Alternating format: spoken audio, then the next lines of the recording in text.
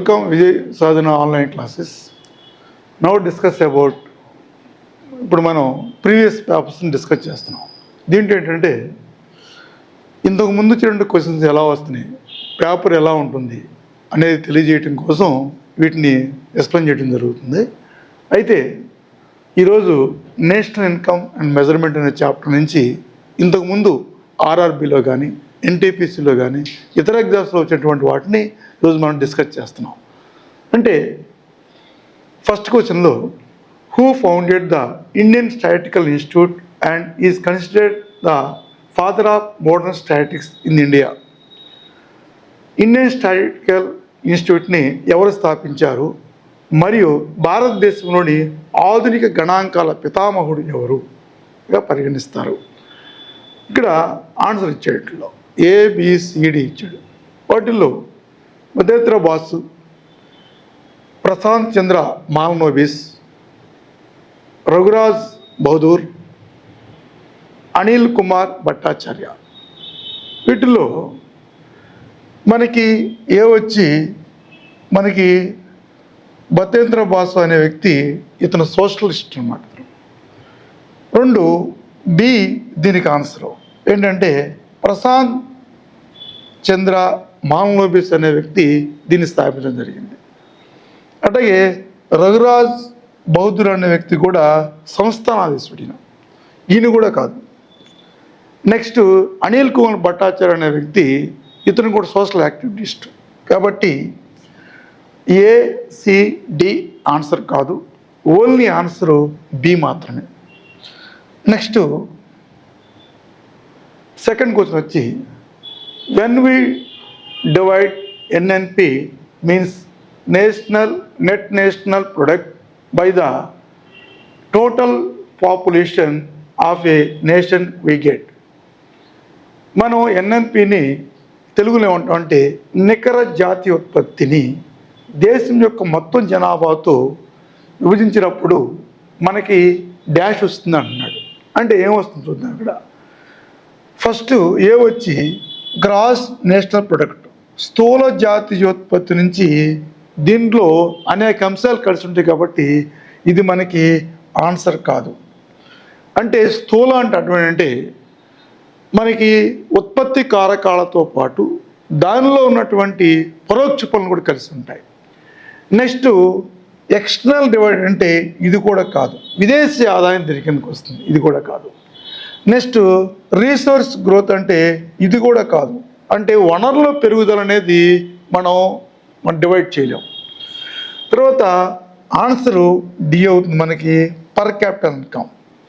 Per capital income కావాలంటే మనం ఏం చేస్తామంటే సహజంగా national income by divided by country population తీసుకుంటే వచ్చేది మనకేంటంటే పర్ క్యాపిటల్ ఇన్కమ్ వస్తుంది.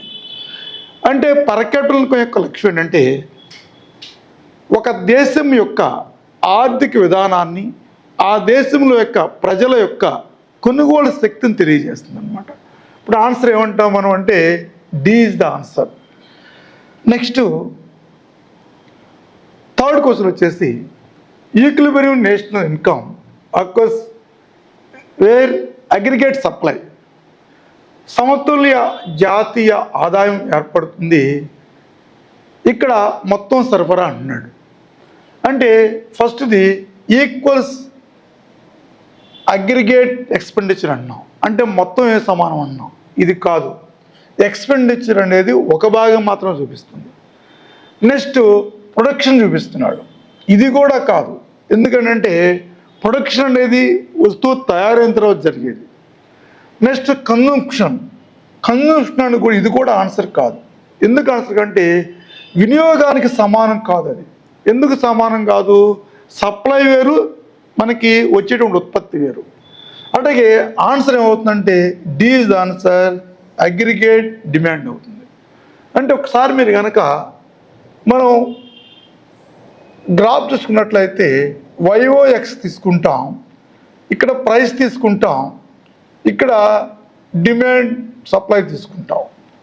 అంటే ఇక్కడ చూడండి, ఇదేమో డిమాండ్ కర్వ్ అవుతుంది, ఇదేమో సప్లై కర్వ్ అవుతుంది, ఈ రెండు ఎక్కడ ఈక్విలిబ్రియం పాయింట్ అంటే ఓన్ పాయింట్ దగ్గర ఈక్విలిబ్రియం పాయింట్ ఏర్పడుతుంది. అప్పుడు ఆన్సర్ ఏమవుతుంది మనకి, ఇక్కడ సమానంగా ఉంటుంది కాబట్టి డిమాండ్ సప్లైలు రెండు సమానంగా ఓపీ దగ్గర ఉంటాయి కాబట్టి ఆన్సర్ ఏమవుతుంది మనకి, డి ఇస్ ద ఆన్సర్ అవుతుంది. Next fourth one, dash is the nodal agency for releasing data related to national income, consumption, expenditure, savings and for the capital formation since 1956. తెలుగులో ఏముంటుంది, 1956 నుండి జాతీయ ఆదాయం, వినియోగ వ్యయం, పొదుపులు మరియు మూలధన నిర్మాణానికి సంబంధించి డేటాను విడుదల చేయడానికి ఉండే ఏజెన్సీ పేరు ఏంటంటే, ఇక్కడ ఏమన్నామంటే ఫస్ట్ది పబ్లిక్ అసెట్ మేనేజ్మెంట్ ఆఫీస్ అంటున్నాం. ఇదేం చేస్తున్నాడు సహజంగా, ఇది ఆన్సర్ దీనికి కాదు.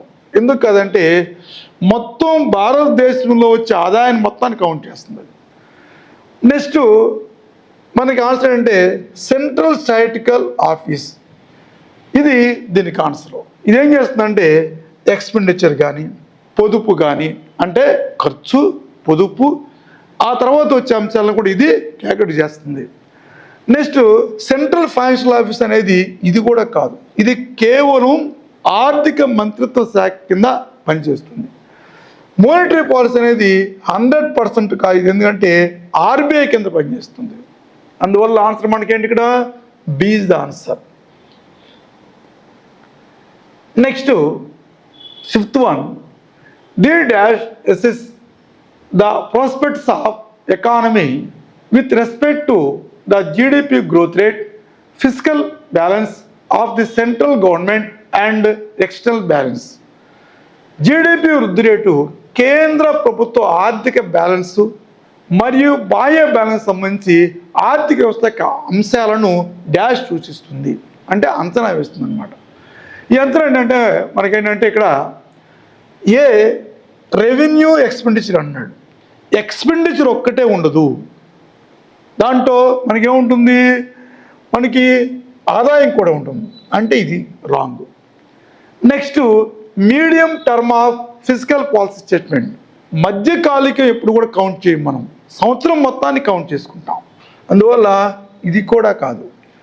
ఫిజికల్ పాలసీ స్ట్రాటజీ స్టేట్మెంట్ అంటే దీనిలో వడ్డీలు అనేది తీసివేస్తాం, ఇది దీనికి యాక్సెప్ట్ చేయదు.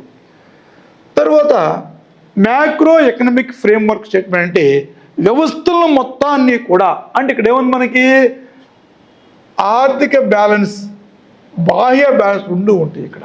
అంటే అటువంటి ఇక్కడ చూడండి, growth rate, physical balance and central government external balance ఉంటుంది. ఇవన్నీ చూసేదాన్ని ఏమంటామంటే మనం మ్యాక్రో ఎకనామిక్ ఫ్రేమ్వర్క్ స్టేట్మెంట్ అని చెప్తాం. ఆన్సర్ ఏంటి మనకి ఇక్కడ, D is the answer, ABC ఈ రాంగ్ ఆన్సర్ అనమాట.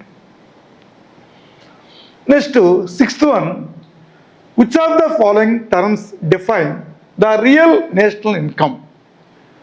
ఈ క్రింది వాటిలో ఏది నిజమైన జాతీయ ఆదాయాన్ని నిర్వచిస్తుంది. ఇక్కడ మనం ఏం చూడాలంటే యాక్చువల్గా మనం ప్రతి సంవత్సరం కూడా నేషనల్ ఇన్కమ్ కౌంట్ చేసేటప్పుడు ఒక ఇయర్ని తీసుకుంటాం, అంటే వాటిలో ప్రీవియస్ ఇయర్, ప్రజెంట్ ఇయర్, తర్వాత లాస్ట్ ఇయర్ కూడా తీసుకుంటాం. అంటే జరగబోయేది, ప్రస్తుతం, ఆ తర్వాత ఇంతకు ముందు సంవత్సరం కూడా తీసుకుంటాం. అయితే ఏమన్నా ఇక్కడ రియల్ నేషనల్ ఇన్కమ్కి ఏది డిఫైన్ చేస్తుంది మనం ఇక్కడ చూసుకున్నప్పుడు, ఇక్కడ చూడండి, ఇది ఆన్సర్ కాదు. GDP at current price amount తీసుకున్నప్పుడు కూడా, ఎందువలన ప్రైస్ ఎక్కువ ఉంటాయి కాబట్టి. అట్లాగే తర్వాత బి ఆన్సర్ అవుతుంది. ఇక్కడ ఏంటంటే జీడిపి కాన్స్టెంట్ ప్రైస్ తీసుకుంటాం. కాన్స్టెంట్ ప్రైస్ అంటే అటువంటి అంటే ఒక 10 సంవత్సరాల్లో, ఇప్పుడు మనకి ఏ ఇయర్, మనకి 2024 అనుకుందాం మన ప్రజెంట్ జరిగేది. 10 సంవత్సరాలు అంటే అర్థం ఏంటంటే 2024 నుండి 2014 బిఫోర్ ఇయర్స్ తీసుకుంటాం. అంటే అర్థం ఏంటి, ఈ 2014 నుంచి 2024 మధ్యలో ఏదో ఒక సంవత్సరంలో ధరలు పెరగకుండా నిలకడగా ఉంటాయి. ఈ నిలకడగా ఉన్న వాటిని ధరని తీసుకుంటాం. దీన్ని ఏమంటాం? కాన్స్టెంట్ ప్రైస్ తీసుకుంటాం. తర్వాత సి కాదంటున్నాం. ఎందుకు కాదంటే యావరేజ్ ప్రైస్ అనేది ఉండదు ఎప్పుడు కూడా. యావరేజ్ ప్రైస్ ఎక్కడ తీసుకుంటాం అంటే హోల్సేల్లో తీసుకుంటాం. ఫ్యాక్టరీ ప్రైస్ కూడా తీసుకోం. ఇక్కడ ఏంటంటే సబ్సిడీ కలిసి ఉంటుంది, తర్వాత ట్యాక్స్ తీసివేస్తాం. ఇది కూడా మనకు కాదు. అంటే ఆన్సర్ ఏమైంది మనకి ఇప్పుడు? B is the answer. Next, first estimates of national income in 1876 was prepared by. 1876లో జాతీయ ఆదాయం యొక్క మొదటి అంచనాలను తయారు చేసిన వారు ఎవరు తయారు చేశారు అంటే ఏం చెప్తామంటే దాదాబాయి నౌరోజీ ఆన్సర్ దానికి. ఈయన first grand old man of India అని కూడా చెప్తాం. బ్రిటిష్ వారు ఏ రకంగా భారతదేశాన్ని సంపద పరంగా తరలించారు, భారతదేశం ఇతర దేశాలకు ఏ రకంగా తీసుకెళ్లారు అనేది ఆయన గ్రహించి రాయడం జరిగింది. అయితే పిసి మోహన్ లోబిస్ ఈయన కాదు, నేషనల్ కమిటీ సభ్యుడిగా ఉన్నాడు ఈయన. 1949లో వికే రావు అనే వ్యక్తి శాస్త్రీయబద్ధ నేషనల్ కౌంట్ చేశాడు. ఈయన కూడా కాదు. తర్వాత విలియం డిగ్బే అనేవాడు కూడా, ఈయన కూడా జాతీయ ఆదాయంలో కొన్ని నిర్వచనం ఇచ్చాడు కాబట్టి ఈయన కూడా కాదు. ఆన్సర్ ఏమవుతుంది? A is the answer.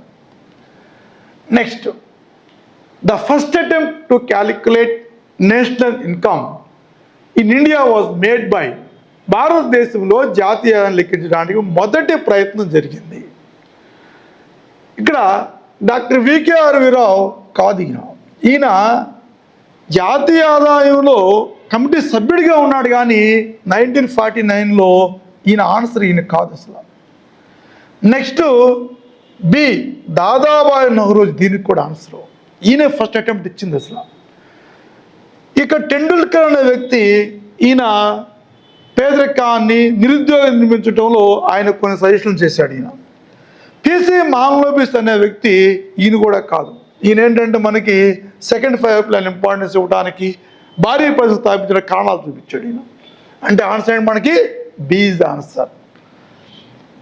Next, dash is the money that is available from individual salary after she pays local, state and federal taxes. ఏమన్నాడు? డాష్ అనేది ఒక వ్యక్తి లేదా ఆమె స్థానిక రాష్ట్ర సమాఖ్య పన్నులు చెల్లించిన తర్వాత అతని జీతం నుంచి చెల్లించే డబ్బు. అంటే ఇక్కడ మనం చూడాలంటే ఇది పర్సనల్ ఇన్కమ్ కాదు. పర్సనల్ ఇన్కమ్ ఎందుకు కాదు అంటే పర్సనల్ ఇన్కమ్లో మన ట్యాక్స్ కలిసి ఉంటుంది. ఇక్కడ ఏమన్నా మనం ట్యాక్స్ను చెల్లించిన తర్వాత అన్నాడు. అందులో పర్సనల్ ఇన్కమ్ కూడా కాదు. ఇదేంటి మనకి? నేషనల్ ఇన్కమ్ బై మనకి కంట్రీ పాపులేషన్ తీసుకుంటే వచ్చేది. దీనికి సంబంధం లేదు. Next, disposal income is the answer. అంటే అటువంటి వ్యక్తికి వచ్చిన ఆదాయములో పన్నులు చెల్లిస్తూ ఉంటాడు. ఫర్ ఎగ్జాంపుల్, ఒక వ్యక్తి ఒక 50,000 రూపాయలు నెలకి చెల్లిస్తున్నాడు అనుకుందాం మనం. అంటే జీతం తీసుకుంటాడు అనుకుందాం. ఈ జీతంలో ఒక 5,000 రూపాయలని ట్యాక్స్ చెల్లిస్తాడు. అంటే ఎంత మిగిలింది? 45,000 రూపాయలు మాత్రం మిగిలింది. అంటే ఇట్టా దాన్ని ఏమంటాం? డిస్పోజల్ ఇన్కమ్, పునర్వినియోగం లేని ఆదాయం అని చెప్తాం. అలాగే నేషనల్ ఇన్కమ్ కాదు. నేషనల్ ఇన్కమ్ ఎలా అవుతుంది? నేషనల్ ఇన్కమ్ అంటే అర్థం ఏంటి? Primary sector, secondary sector, tertiary sector నుంచి వచ్చే ఆదాయాలని చేసేది కాబట్టి అది కూడా కాదు. ఆన్సర్ మనకి సి ఈజ్ ద ఆన్సర్. దానివల్ల ఏం చేయాలి? యాక్చువల్గా ఈ క్వశ్చన్ తెలుసుకోవటం వల్ల మీకు ఏం జరుగుతుందంటే నేషనల్ ఇన్కమ్ చాప్టర్ అంటే సైజింగ్ ఎకానమీలో కష్టంగా ఉంటుంది. కష్టంగా ఉన్నప్పటికీ కూడా మనం ఏ రకంగా ఆన్సర్లు చేయొచ్చు అంటే పేపర్ని బట్టి మనం ఏం చేయాలి? మనం మారుతూ ఉండాలి. ఎందుకంటే ఏ సబ్జెక్టులో అయినా సరే అన్ని సబ్జెక్టులు ఒకే రకంగా ఉండవు. కొన్ని ఈజీ ఉంటాయి, కొన్ని కష్టంగా ఉంటాయి. నేషనల్ ఇన్కమ్ అనేది మనకి కొంచెం టెక్నికల్గా ఉంటుంది కాబట్టి మేము ఎక్స్ప్లెయిన్ చేసిన విధానంలో మీరు ఆలోచించినట్లయితే దీని నుంచి కంపల్సరీగా ప్రతి కాంపిటేటివ్ ఎగ్జామ్లో దీని నుంచి క్వశ్చన్ రాకుండా పేపర్ రాదు. కాబట్టి మనం ఏం చేయాలంటే నేషనల్గా ఉన్న అంశాలను మొత్తాన్ని తెలుసుకున్నట్లయితే నేను ఇప్పుడు ఎక్స్ప్లెయిన్ చేసిన మొత్తం కూడా మీకు అర్థమవుతాయి. అందువల్ల ఈ రకంగా చూసుకుంటే విద్యార్థులకు ప్రిపరేషన్ అనేది ఈజీగా ఉంటుంది. కాబట్టి అన్నిటిని కూడా చూసుకున్నట్లయితే మీరు ఎగ్జామ్ బాగా రాయగలుగుతారు. Thank you, all the best.